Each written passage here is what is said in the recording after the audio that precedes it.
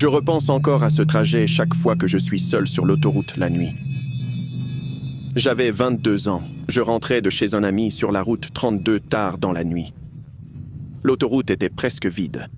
Ma radio grésillait sans cesse, les voix se dissolvant en sifflements. Alors j'ai baissé le son et roulé en silence. Soudain, j'ai vu des phares envahir mon rétroviseur. Ils sont arrivés vite, beaucoup trop vite pour cette portion de route. Je me souviens avoir vérifié ma vitesse, pensant que j'allais trop lentement ou que j'avais dévié. Je me suis rabattu sur la voie de gauche pour laisser passer le conducteur. C'est ce qu'on fait, surtout la nuit. Mais la voiture ne m'a pas dépassé. Elle a ralenti et s'est mise à ma hauteur, calant parfaitement sa vitesse sur la mienne. J'ai jeté un œil, plus agacé qu'effrayé au début, m'attendant à voir quelqu'un au téléphone ou qui me cherchait. Mais mon regard s'est figé sur la banquette arrière. Une petite fille était assise là, toute seule. Elle ne devait pas avoir plus de 6 ou 7 ans. Son visage était plaqué contre la vitre, la peau pâle sous la lueur crue des lampadaires.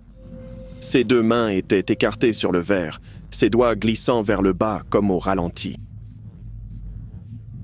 Des larmes coulaient sur ses joues, captant la lumière. Sa bouche était grande ouverte, formant un cri que je n'entendais pas. J'ai regardé le conducteur, attendant qu'il me remarque, qu'il la remarque. Il n'a jamais tourné la tête. Son visage restait droit sur le volant comme si de rien n'était, comme si cet enfant n'existait pas.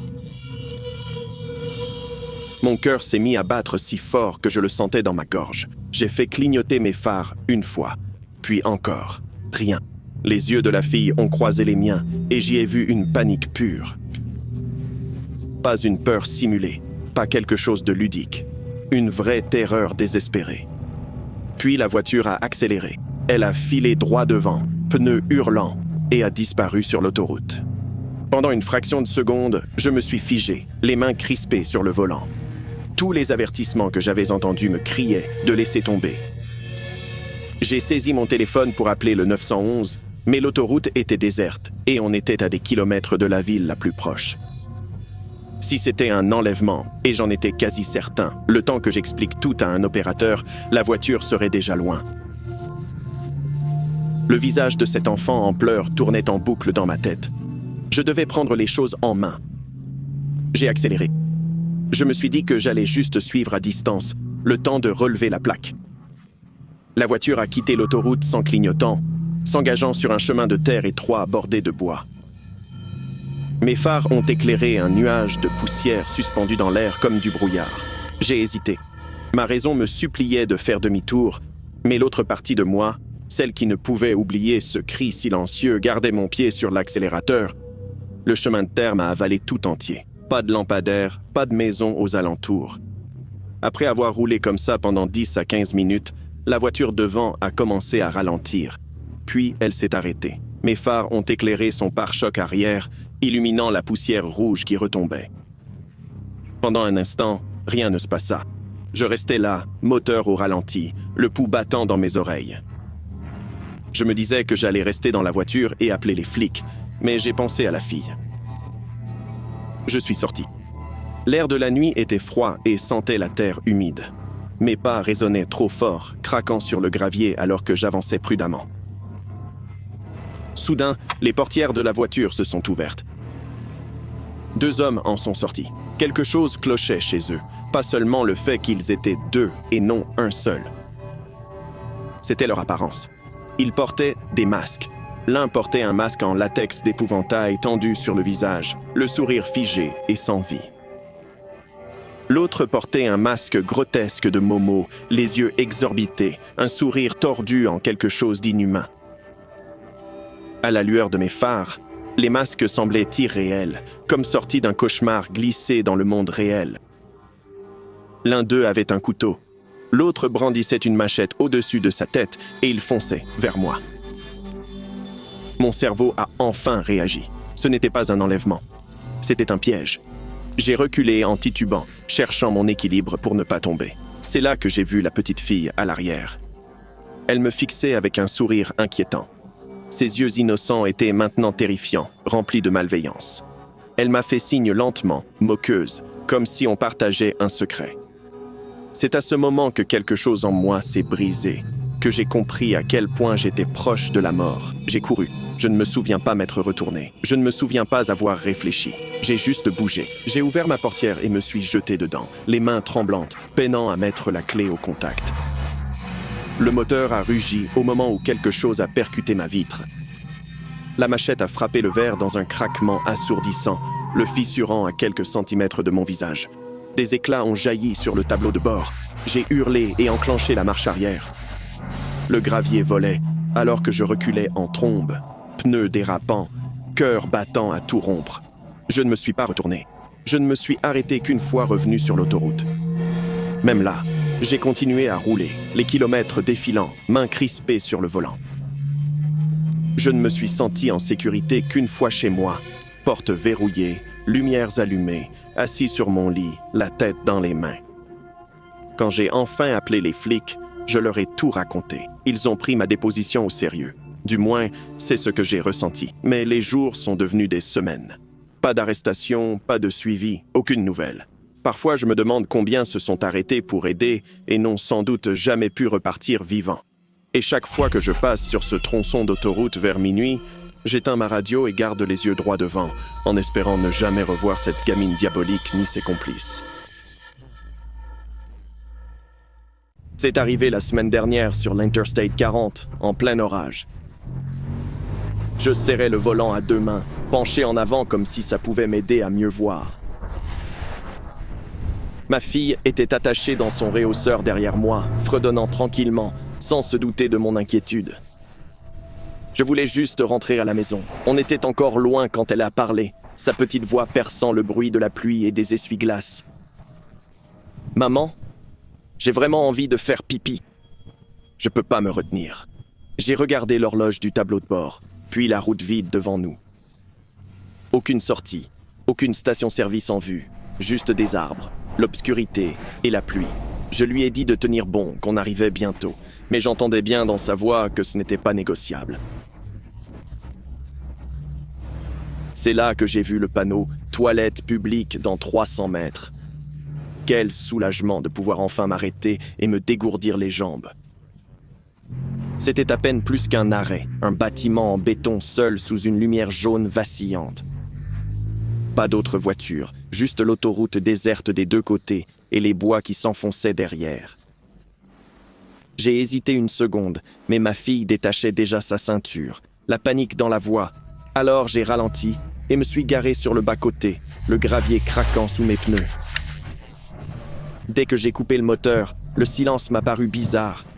La pluie semblait plus forte sans le ronronnement de la voiture. J'ai attrapé ma fille, rabattu ma capuche sur ma tête et j'ai couru vers les toilettes, mes chaussures éclaboussant les flaques. À l'intérieur, ça sentait le béton humide et le désinfectant.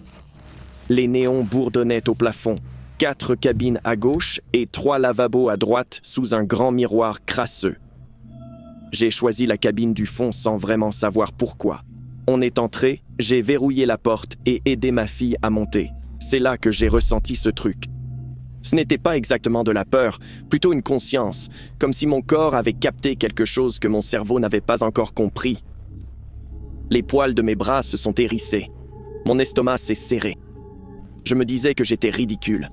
Il était tard, j'étais fatigué, et les histoires d'horreur ont tendance à s'insinuer dans la tête quand on est seul. Je me suis concentré sur ma fille. J'ai compté ses respirations, écouté la pluie qui frappait le toit. Elle a terminé, et je tendais la main vers la serrure quand j'ai entendu des pas entrer. Ils résonnaient sur le carrelage, lents et délibérés. Soudain, 2 voix d'hommes ont parlé, ce qui m'a immédiatement empêché d'ouvrir la porte. « Tu es sûr qu'ils sont là ? » ?»« Bien sûr, t'as pas vu la voiture dehors. » Mon cœur a battu si fort que j'ai cru qu'il ferait du bruit. J'ai soulevé ma fille des toilettes et l'ai pressée contre ma poitrine, ma main sur sa bouche avant qu'elle ne demande ce qui n'allait pas. Ses yeux se sont écarquillés, confus et effrayés. Les pas se sont rapprochés. Un homme a ri doucement. « Ouais, ils sont dans l'un de ces box. » J'ai pas réfléchi. J'ai soulevé ma fille sur la lunette et je suis monté après elle, en équilibre précaire, la serrant aussi fort que possible. Mes jambes tremblaient tellement que j'allais tomber, mais j'osais pas bouger. Les hommes ont commencé à vérifier les box un par un. Je voyais des ombres bouger sous la cloison. Ils se sont arrêtés devant nous et ont essayé la porte. Elle a claqué une fois, puis encore, plus fort. Ils ont compris qu'elle était verrouillée de l'intérieur. On sait que t'es là-dedans, toi et ta petite. Ma fille s'est mise à trembler. Je lui ai chuchoté dans les cheveux de pas bouger, de faire aucun bruit. On veut pas te faire de mal. Tu peux sortir d'ici, tranquille. On est là que pour la gamine. Ma vision s'est brouillée. Chaque instinct hurlait de me battre, de fuir, de faire quelque chose. Mais il y avait nulle part où aller. Juste du métal fin, du carrelage et 2 hommes qui m'avaient suivi depuis l'autoroute en pleine tempête et j'en savais rien jusqu'à maintenant. Non! Tu ne t'approcheras pas d'elle! La porte explosa vers l'intérieur. Le métal se tordit sous l'impact. Ma fille gémit. Je la serrai plus fort, me préparant. Il frappait encore la porte. Puis un visage apparut dans l'espace sous la porte. Un type flippant nous fixait. L'eau de pluie dégoulinait de ses cheveux. Il m'a souri. « Donne-nous la fille. » Franchement, j'avais envie de pleurer. J'ai même pensé les supplier, mais j'ai réalisé, les gens mauvais n'ont pas d'émotion. Alors j'ai attendu quelques secondes, puis je lui ai balancé un coup de pied. Ma botte lui est rentrée dans l'œil, lui laissant sûrement une belle cicatrice au sourcil. Il a reculé en hurlant. Le chaos a éclaté. Ils ont commencé à jurer, à m'insulter, disant toutes les horreurs qu'ils allaient en nous faire, à ma fille et moi. Je me suis laissé glisser des toilettes, les mains tremblantes. J'ai failli lâcher mon téléphone en composant le 911. J'ai hurlé dedans notre position, ce qui se passait, que des hommes voulaient reprendre mon enfant. J'ai crié que la police arrivait, encore et encore. Ils m'ont insulté quelques minutes puis sont partis en courant. Ils ont claqué la porte si fort que les cabines ont tremblé. Je n'ai pas bougé. Je suis resté recroquevillé par terre avec ma fille jusqu'à ce que les gyrophares clignotent à travers les fissures. Quand les policiers sont arrivés, ils nous ont escortés dehors. Plus tard, au commissariat, l'un d'eux m'a montré des images d'une caméra d'autoroute où 2 hommes me suivaient dans un SUV noir sur des kilomètres. J'ai déposé plainte, mais ils n'ont pas été arrêtés. Je ne m'arrête plus dans les toilettes isolées. Je suis juste reconnaissante que ma fille et moi soyons en vie. J'avais 19 ans quand c'est arrivé, mais encore aujourd'hui, quand je ferme les yeux et repense à cette nuit sur l'autoroute, j'ai des frissons. C'était la semaine où j'avais acheté ma première moto avec mon propre argent. J'en étais fier et je cherchais n'importe quelle excuse pour la conduire. Ce soir-là, j'ai pris ma copine et on est parti rouler sur les petites routes près de l'autoroute. On a discuté un moment et j'ai perdu la notion du temps. Quand je l'ai déposée chez elle, le ciel s'assombrissait déjà. Quand j'ai enfin pris le chemin du retour, la route semblait plus calme que d'habitude. Des voitures roulaient encore sur l'autoroute à côté, mais autour de moi, tout semblait vide. Pas de piétons, pas de magasins ouverts, aucune maison éclairée aux alentours. Il n'y avait que la route, les arbres et le bruit des véhicules qui passaient. À mi-chemin, ma moto m'a soudain semblé plus lourde. J'ai ralenti et remarqué que le pneu arrière tremblait. Je me suis arrêté et j'ai regardé. Le pneu était crevé. J'étais agacé, mais pas inquiet. J'étais pas loin de chez moi. J'ai décidé de faire le reste à pied. Je suis descendu du vélo et j'ai commencé à le pousser le long de l'autoroute. Les voitures et camions continuaient à filer et leurs phares balayaient les arbres.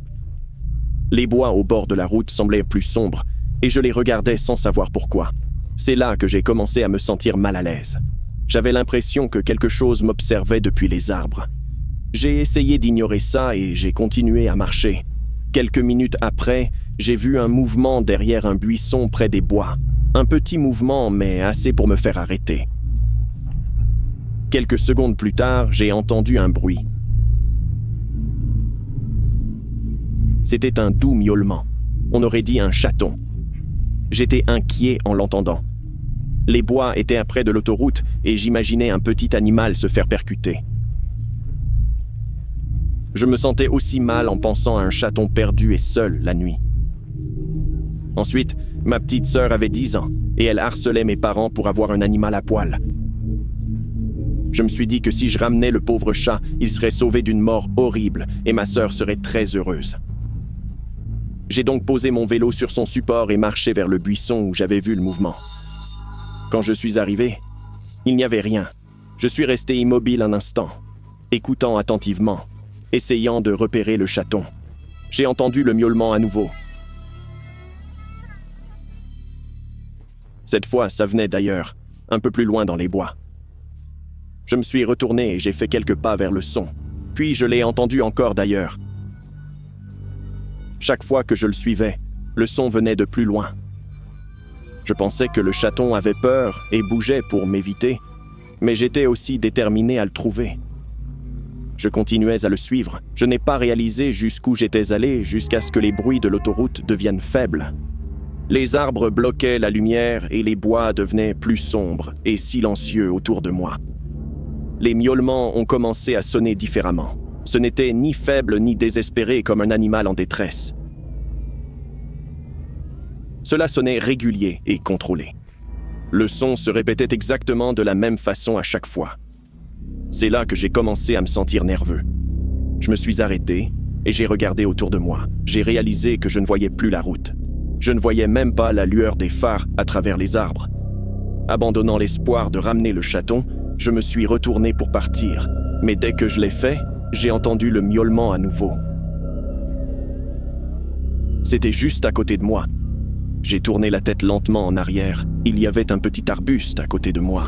Quelque chose de pâle était visible à travers les arbres. J'ai pensé que c'était le chaton. Je me suis approché. Les feuilles ont bougé et une tête s'est levée lentement de derrière l'arbuste. Ce n'était pas un animal. C'était une femme. Sa peau paraissait pâle et sale. Ses cheveux étaient en désordre et inégaux. Ses yeux étaient grands ouverts et fixés directement sur moi. Elle a levé la tête et a fait un ronronnement grave dans sa gorge. Ça sonnait exactement comme un chat. Tout est devenu clair à cette seconde terrifiante. Mon corps s'est figé quand j'ai compris ce que je voyais. Pendant 15 minutes que je suivais le chaton, j'étais en fait attiré au fond de la forêt par cette femme effrayante. Je ne savais pas ce qu'elle voulait, mais son visage montrait clairement qu'elle avait de mauvaises intentions. Soudain, elle a souri et la peur m'a frappé comme une brique en pleine face. J'ai crié et j'ai couru. J'ai couru dans les bois aussi vite que possible. Des racines ont accroché mes pieds et j'ai failli tomber plusieurs fois, mais je ne me suis pas arrêté. J'ai entendu des pas derrière moi avec le ronronnement. J'ai regardé en arrière pour voir si elle me poursuivait, et oui, mais elle courait à 4 pattes comme un animal. J'ai atteint la lisière des bois et j'ai vu mon vélo. J'ai couru vers lui, j'ai sauté dessus et je l'ai démarré tout de suite.